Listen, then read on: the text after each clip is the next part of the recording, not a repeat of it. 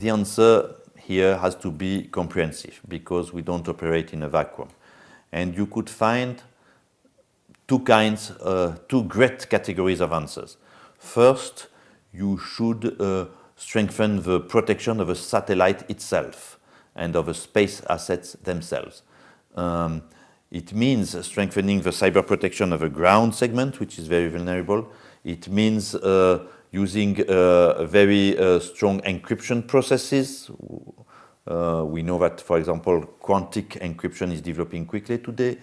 We should also use systems of detection of intrusion, system of quick response to protect the space assets in case of an attack quickly. So we have to be very reactive also, so it means to develop processes for that. All that is a first part of the answer. The second part of the answer is a bit more external.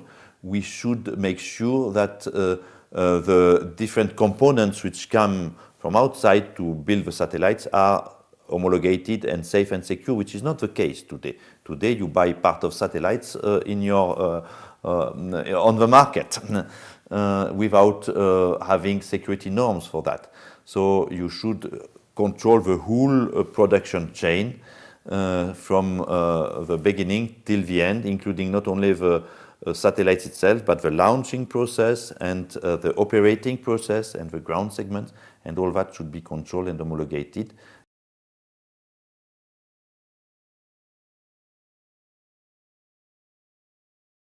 I would assume it will just point out one technical solution that we could look at. We know that quantum encryption, something which has been developed in Geneva, by the way, first, is very secure because normally it gives us, I think, the absolute security that end-to-end nothing can be intercepted and decrypted in the transmission from end to end.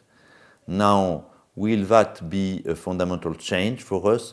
You know, the problem is what happens before and after the end-to-end transmission.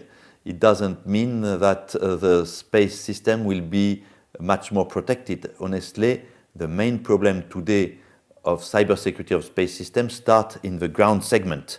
So before the encryption can begin, we still have to protect the whole space assets on the ground.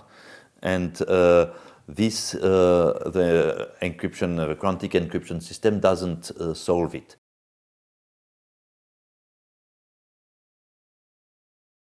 We need norms. That's why the European Union has proposed a code of conduct. That's why we are working in the context of UN bodies like the so-called Committee for Peaceful Uses of Outer Space in Vienna. That's why we are favoring confidence-building measures in space to make sure that we have responsible behavior there. Obviously, we shall not have legally binding norms because there are objections in various quarters of the international community to legally binding norms, but we could have customary norms, voluntary norms, very important. Second kind of approach, we have to know what are the dangers in the sky, the dangers caused by debris, the dangers caused by maneuvering of satellites. There are not, and space weather dangers, solar eruptions. We need to fully master, understand, and know the dangers for our satellites. This is called space situation awareness, space situation tracking, space weather awareness. We have to develop the tools to be fully aware of the dangers threatening our satellites. Still, there is great gaps in our knowledge, great gaps in our technological capabilities for that.